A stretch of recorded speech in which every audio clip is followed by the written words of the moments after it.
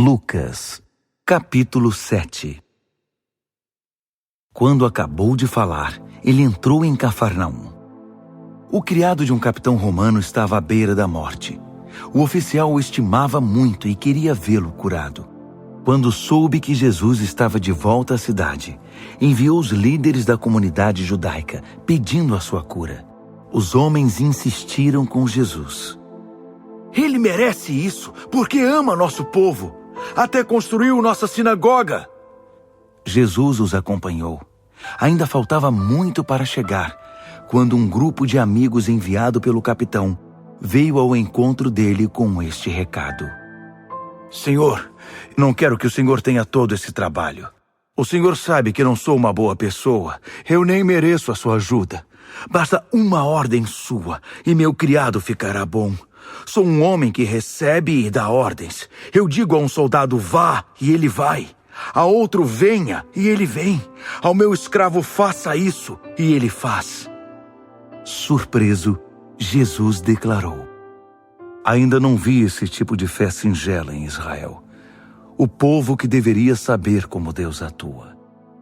Quando os mensageiros chegaram à casa do capitão, encontraram o criado com perfeita saúde. Não muito depois desse episódio, Jesus resolveu visitar uma cidade chamada Naim. Seus discípulos estavam com ele, e uma multidão imensa os seguia. Quando se aproximavam da cidade, viram que estava passando um funeral. O filho único de uma viúva ia ser sepultado. Quando viu a pobre mãe, cheio de compaixão, Jesus lhe disse: não chore. Em seguida tocou no caixão. Então os carregadores pararam. Foi aí que Jesus lhe ordenou: jovem, levante-se. Na mesma hora, ele se levantou e começou a falar. E Jesus o entregou à sua mãe. Todos perceberam que havia ali um santo mistério. Deus estava agindo no meio deles. Foram tomados por um temor reverente, mas não podiam conter a explosão de alegria. Não paravam de falar. Deus está de volta! Ele olhou para as necessidades do seu povo! As notícias a respeito de Jesus se espalharam por todo o país. Os seguidores de João informaram seu mestre de tudo isso, e ele enviou 2 deles para perguntar a Jesus: o senhor é aquele que estávamos esperando, ou teremos de esperar mais? Os homens apresentaram-se a Jesus e disseram: João o Batista nos enviou para perguntar: o senhor é aquele que estávamos esperando, ou teremos de esperar mais? Naquela hora, Jesus curou muita gente de doenças, problemas e espíritos malignos e vários cegos. Só depois deu a resposta: voltem e digam a João o que vocês acabaram de ver e ouvir. Os cegos veem, os paralíticos andam, os leprosos são purificados, os surdos ouvem, os mortos ressuscitam, os marginalizados da terra ficam sabendo que Deus está do lado deles. É o que vocês estavam esperando? Então considerem-se muito abençoados. Depois que os mensageiros de João voltaram com a resposta, Jesus resolveu explicar às multidões quem era João. O que vocês esperavam quando foram vê-lo no deserto? Alguém aproveitando o fim de semana? Um magnata em roupa de grife? Esse tipo de gente vive rodeado de celebridades. Afinal, o que vocês foram ver não foi um profeta? Com certeza, um profeta. Talvez o mais importante de que vocês ouviram falar. Ele é o profeta que Malaquias anunciou quando escreveu: enviei meu mensageiro adiante de vocês. Ele preparará a estrada para vocês. Permitam-me dizer o que está acontecendo. Ninguém na história humana é mais importante que João. Mas no reino para o qual ele preparou vocês, a pessoa mais humilde é mais importante que ele. A prova disso é que João batizou gente comum e discriminada, enquanto os fariseus e líderes religiosos desprezavam todos e, achando-se superiores, recusaram o caminho de Deus e o batismo. Com o que posso comparar esta geração? As pessoas se comportam como crianças mimadas, reclamando dos pais. Queremos pular corda, mas vocês estão sempre cansados. Queremos conversar, mas vocês estão sempre ocupados. João Batista veio jejuando e vocês o chamam de louco. Eu cheguei festejando e me chamaram de beberrão, amigo da ralé. As pesquisas de opinião parecem não valer muito, não é? Só com a experiência é que se comprova a verdade. Um dos fariseus convidou Jesus para um jantar. Ao chegar à casa do fariseu, Jesus tomou lugar à mesa.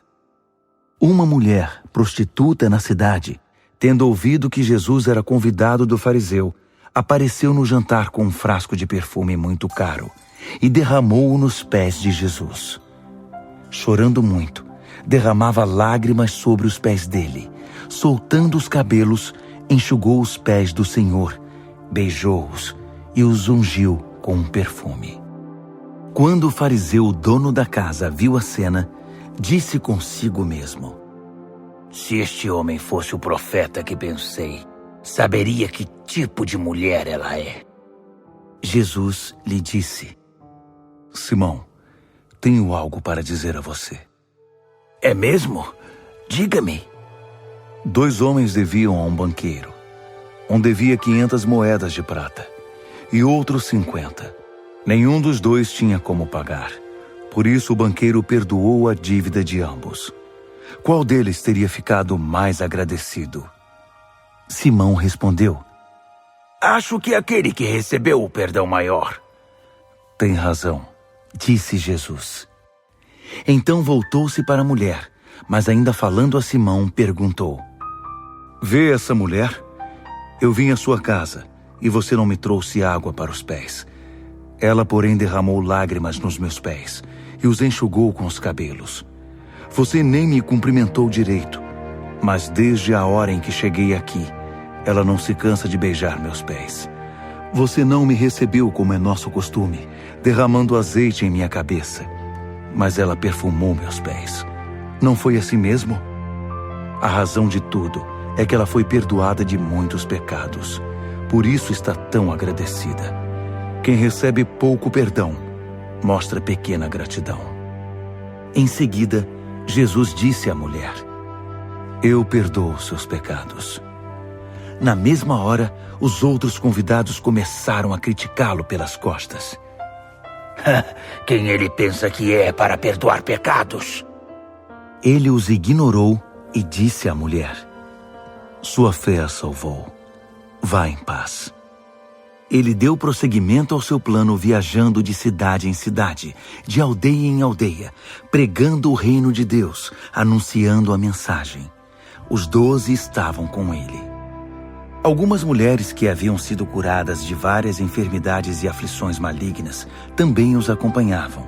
Maria, chamada Madalena, de quem 7 demônios foram expulsos; Joana, esposa de Cusa, oficial de Herodes; Susana e muitas outras que usavam seus recursos para suprir as necessidades do grupo.